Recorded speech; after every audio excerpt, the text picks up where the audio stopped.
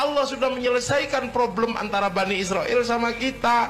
Diselesaikan oleh kapan? Rasulullah ketika Isra Mi'raj. Satu, kiblatnya kembali kepada Masjidil Aqsa, kita kepada Masjidil Haram. Minal Masjidil Haram ilal Masjidil Aqsa. Maka jangan ribut, sana kiblatnya sana, kita di sini. Makanya kalau sekarang di Filistin ribut Yahudi, Nasrani dan Islam, itu pantas karena rebutan tinggalan nenek moyang. Siapapun yang berebutan sawah pasti saudara. Kalau pematangnya baru tetangga. Jadi Palestina itu punya 3 agama. Jadi kalau ribut di sana nggak usah ribut. Wah itu hancurkan Pak. Ya kalau sekarang di sana yang menang ya yang pinter. Nah berhubung sekarang yang pinter Yahudi, ya Yahudi yang menang. Lah kok bisa? Lah Yahudi sudah mikir rembulan, kamu malah ribut celana cingkrang. Kan kejauhan mundurnya. Halo Bapak Ibu Saudara yang dikasihi dan berkati Tuhan dimanapun saat ini Anda berada, bagaimana kabarnya? Tentunya kita semua dalam keadaan sehat, baik dan ada dalam berkat-berkat Tuhan. Puji Tuhan. Itulah doa harapan saya agar Bapak Ibu Saudara semua tetap sehat selalu dan ada di dalam berkat-berkat Tuhan. Kali ini saya mengajak setiap kita untuk melihat tayangan video dari seorang ustadz yang menyampaikan tentang konflik di Israel dan Palestina. Kalau kita melihat apa yang disampaikan oleh Ustadz ini menyampaikan bahwa yang terjadi perang antara Israel dan Palestina itu bukan perang masalah agama. Namun seringkali kita yang ada di Indonesia ini terpancing, terprovokasi bahwa itu adalah perang antar agama. Enggak, saudara. Itu adalah perang tentang perebutan tanah, hak milik mereka masing-masing. Mereka mengklaim bahwa tanah itu milik mereka masing-masing sehingga terjadi sebuah konflik yang memanas hingga sekarang ini. Untuk itu mari kita akan lihat, kita saksikan video ini supaya kita semua mengerti apa yang terjadi dan kita juga tidak gagal paham. Inilah videonya.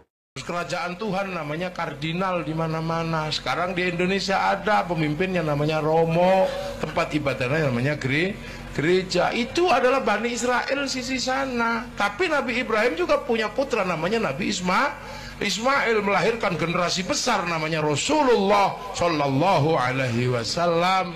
Lah kita sekarang ketemu. Nah kalau ketemu bagaimana? Kamu kelahi lagi?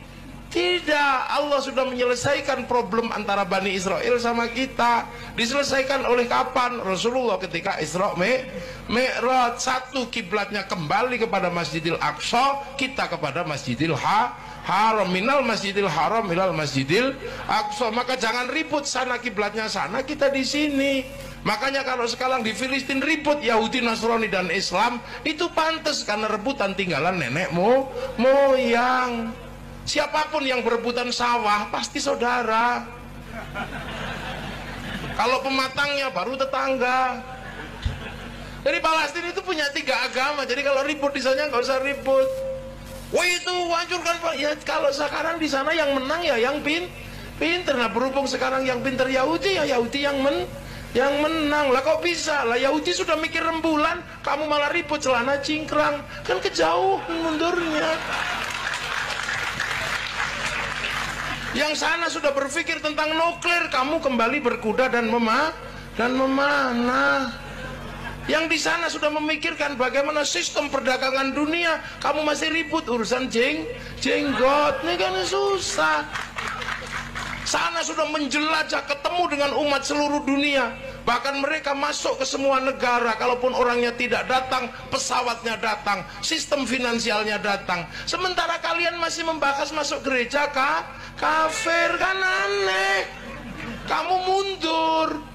Kamu masih ribut orang bawa tumpeng ke gereja musyrik. Lah kan kamu aneh. Mundur, jangan kejauhan nak. Mundur itu dikit aja, jangan jauh-jauh. Kalau kamu katakan orang masuk gereja itu kafir, kasihan kaum muslimin yang jadi cleaning service di gereja. Sudah bukan waktunya. Habib Umar bin Hafid biasa mengucapkan selamat Natal di gereja sana. Padahal setiap hari perang. Kamu kurang yakin dengan kealiman Habib Umar bin Hafid. Kamu masih kurang yakin dengan kemuliaan beliau. Beliau ke gereja, kadang kalau sewaktu sholat masih di gereja, beliau sholat mengambil tempat di sudut gereja. Kok kamu masuk gereja aja kok kafir? Kamu maunya apa? Apakah kamu mau bangsamu ini semakin mundur, agamamu semakin terpuruk?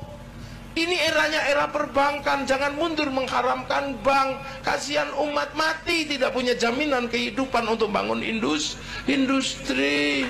Jangan. Tapi itu tidak terjadi di kalangan santri tetap maju. Sesuatu yang sudah dilewatkan oleh para masa lalu menjadi pengingat, dan kita akan terus bergerak ke masa depan. Yang lain mundur bakas jenggot, kita sudah tidak ribut masalah jenggot. Yang lain masih membahas celana cingkrang, kita sudah tidak ribut masalah celana cingkrang. Yang lain masih ribut tentang bunga bank, kita udah nggak ribut karena kaum muslimin nggak bisa pisah dari bank. Kenapa? Pergi haji pakai bank, baca Quran butuh bank. Karena percetaan Quran utang bank dulu sebelum dibeli sama negara.